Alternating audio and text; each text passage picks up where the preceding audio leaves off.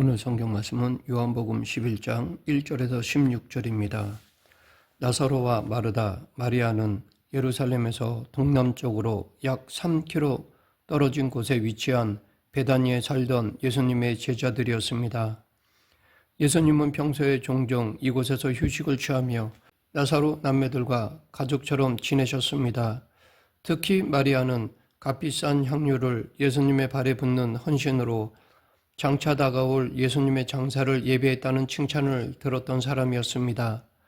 마르다와 마리아는 베레아 지방에 계신 예수님께 나사로가 병들었다는 전가를 보냈습니다. 나사로가 앓고 있는 병은 매우 치명적인 병으로서 위독한 상태에 있었던 것으로 추정됩니다. 그런데 여기서 우리가 주목할 사실은 나사로의 누이들은 다만 사랑하시는 자가 병들었나이다 라고만 전했다는 것입니다. 이것은 그들이 이렇게만 전해도 예수님이 도와주시리라고 확신했기 때문입니다. 여기서 사랑하시는 자로 번역된 헬라어는 필레이스입니다. 이 말은 친구처럼 사랑하는 자라는 뜻입니다. 나사로는 아마 예수님과 비슷한 나이로 아주 친밀한 관계였던 것 같습니다. 이는 예수님이 우리 친구 나사로가 잠들었으므로 내가 깨우러 가노라 라고 하신 사실로 확인할 수 있습니다. 여기서 깨닫게 되는 중요한 교훈은 우리를 사랑하시는 예수님께서는 우리의 모든 형편과 사정을 아시고 때로 우리가 지쳐 죽게 부르짖을 힘조차 없을 때도 먼저 다가와 도와주시는 분이라는 사실입니다. 예수님과 성도 사이는 목자와 양 같은 사이입니다. 예수님은 자기 양의 처지와 상태를 세밀하게 살피시고 계시는 선한 목자이십니다. 그러기에 큰 어려움을 만나 간구조차 들을 힘이 없을 때도 그 처지를 잘 아시고 구원의 은혜를 베푸시는 것입니다. 그런데 예수님은 나사로가 병든 것이 하나님 아버지께 영광되게 하는 일이요 또 당신 자신도 영광을 얻게 되는 일이라고 하셨습니다. 이것은 당신께서 나사로를 살리심으로 사람들이 하나님께 영광을 돌리게 하고 또 당신도 영광을 얻게 되실 것임을 말씀하신 것입니다. 얼핏 보면 이 영광은 죽었던 나사로의 소생으로 말미암아 사람들로부터 얻게 될 존경과 칭송을 가리키는 것 같습니다. 그러나 우리는 여기에는 좀 더 깊은 의미가 있음을 알아야 합니다. 예수님께서 얻게 되실 영광이라는 것은 바로 앞으로 당하실 십자가의 순환을 암시하는 것입니다.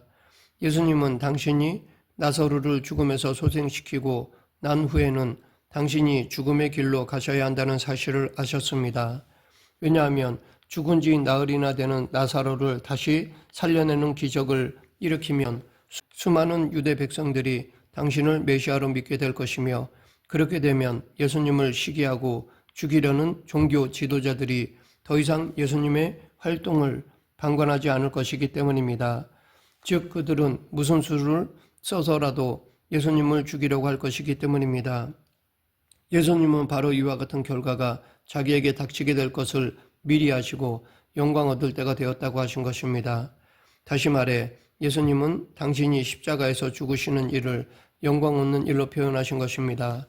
실제로 예수님은 나사로의 부활 사건 이후 당신의 죽음을 준비하기 시작하셨습니다. 그러므로 예수님이 나사로를 살려내시려고 유대로 다시 가자라고 하신 말씀 속에는 나사로를 다시 살림으로써 당신에게는 죽음이라는 결과가 온다는 것을 아시면서도 사랑하는 나사로에게 소생의 은혜를 베푸시려는 고귀한 희생이 담겨 있습니다. 이와 동시에 그의 몸을 바침으로 우리를 살리시려는 깊은 사랑이 담겨 있습니다. 우리가 받은 놀라운 구원의 은혜 속에는 그리스도의 고난과 희생이 녹아 있습니다. 우리는 그리스도로 말미암아 죄사함과 의로움과 하나님의 자녀가 되는 은혜를 입었습니다. 우리는 그 은혜를 믿음으로 거저 얻었지만 예수님은 그 은혜를 우리에게 주시기 위해 큰 희생을 치러야만 하셨습니다. 우선 주님은 하나님의 아들이라는 영광을 유보하시고 낮은 죄인의 모양으로 이 죄악된 세상에 오시는 희생을 치러야 했습니다. 또한 예수님은 이 땅에서 33년 동안 큰 수고를 하셔야 했습니다. 가족들을 부양하고 무지한 자들에게 천국을 가르치며 병든 자를 고쳐주고 죽은 자를 다시 살리며 죄인들을 회개케 하시는 사역을 쉬지 않으셨습니다. 그리고 끝내 제자의 배반으로 십자가 처형에 넘겨져 온갖 수모와 고통을 당하시고 목숨까지 희생하신 것입니다. 이렇게 우리가 받은 구원의 은혜 속에는 예수 그리스도의 큰 희생이 담겨 있습니다. 그런데 예수님은 나사로가 죽어간다는 소식을 들으시고도 금방 가시지 않고 이틀이나 더 지체하셨습니다. 나사로가 죽은 지 나흘이나 되어서야 베다니에 가셨습니다. 이렇게 예수님께서 나사로가 죽어간다는 소식을 들으시고도 이틀간이나 더 지체하여 나사로를 죽게 두신 이유는 무엇이었을까요? 그것은 바로 나사로를 통해 하나님의 영광을 드러내려는 목적 때문이었습니다.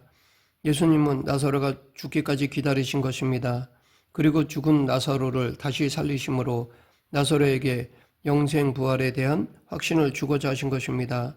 또 나사로뿐만 아니라 그의 누이들과 제자들과 조문객들에게도 당신을 믿음으로 영생 부활을 얻는다는 믿음을 갖게 하셔서 하나님께 큰 영광을 돌리시려고 하신 것입니다. 오늘 본문 8절부터 10절은 나사로를 살리려고 유대로 다시 가자는 예수님의 말씀에 제자들이 두려워하는 모습과 그런 제자들을 안심시키는 비유의 말씀입니다. 제자들은 이미 예루살렘에서 예수님과 함께 죽을 고비를 여러 번 맞이하였습니다. 예루살렘 사람들과 종교 지도자들이 예수님과 그 제자들을 이단자들이요 신성 모독자들로 정죄하고 돌로 쳐 죽이려고 했기 때문입니다. 그래서 제자들은 유대로 다시 가자는 예수님의 말씀을 따르는 것을 두려워했습니다. 이 같은 제자들의 두려워하는 마음을 아신 예수님은 빛을 비유로 들며 말씀하셨습니다. 즉 지금은 낮 12시요 낮에 다니면 실족하는 일이 없다는 것입니다. 이 말씀은 빛 대신 당신과 함께 하는 자들은 마치 태양이 한창 빛나는 낮에 다니는 사람처럼 안전하다는 것입니다. 즉 예수님은 두려움에 움츠려든 제자들에게 대적자들이 기다리고 있는 유대와 예루살렘일지라도 목자 되시고 빛 대신 당신과 함께 가면 안전하다고 하신 것입니다. 그렇습니다. 사단 권세에 사로잡힌 이 세상은 온통 불의한 자들이 지배하는 거리와 같습니다. 죄와 불의와 죽음의 권세가 지배하는 암흑세계입니다. 그러나 우리가 예수님과 동행하면 안전하게 갈 수 있습니다. 그것은 예수님께서 우리를 친히 인도하시기 때문입니다. 예수님은 우리를 의의 길로 인도하십니다. 또한 예수님은 하나님의 권능과 사랑과 진리의 빛이 비치는 길로 인도해 주십니다. 예수님은 나사로를 친구라고 부르셨습니다.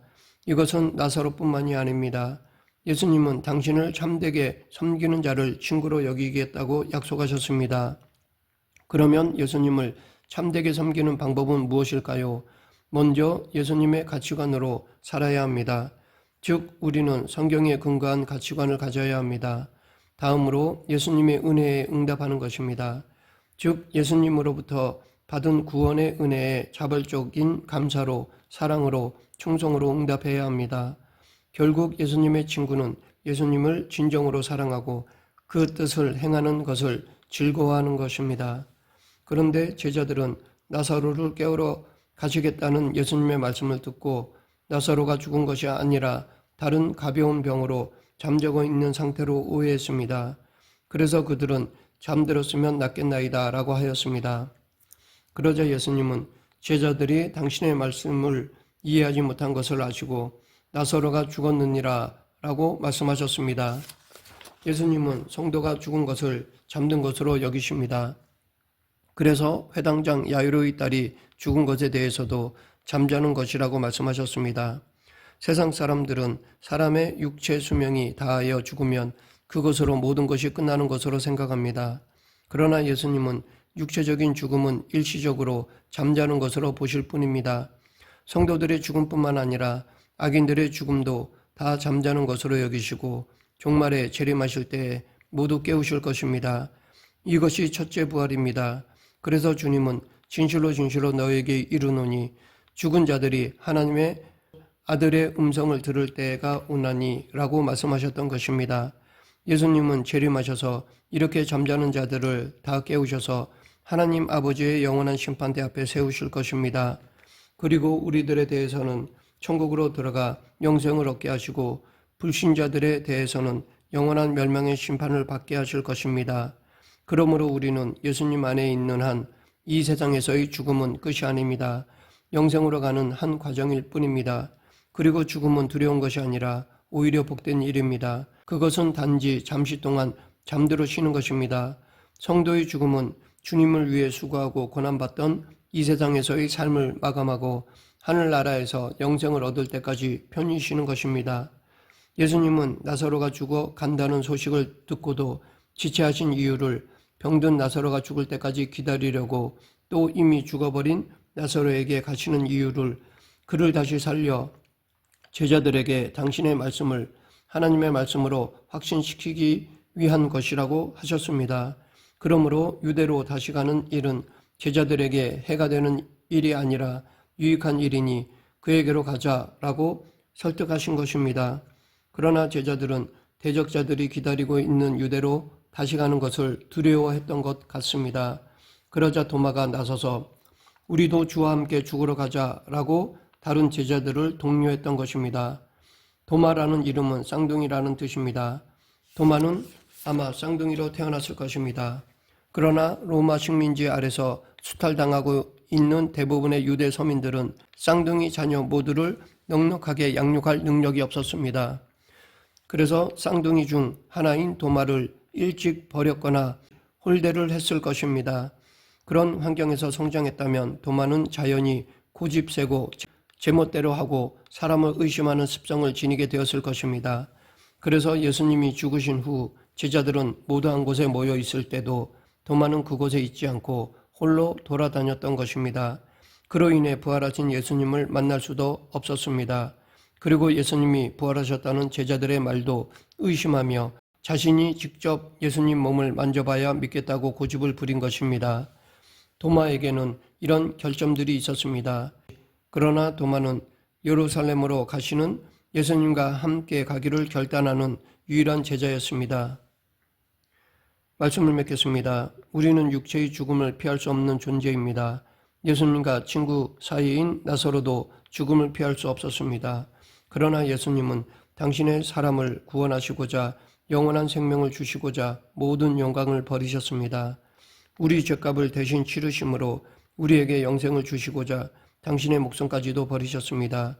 이 예수님만이 참된 구세주요 하나님의 아들이심을 믿고 따르는 저와 여러분이 되길 간절히 축원합니다. 기도하겠습니다. 사랑과 은혜가 풍성하신 하나님 아버지, 예수님이 부활이요 생명 되심을 믿고 주신 사명에 충성하는 저희 모두가 되게 하여 주시옵소서. 예수님 이름으로 기도드립니다. 아멘.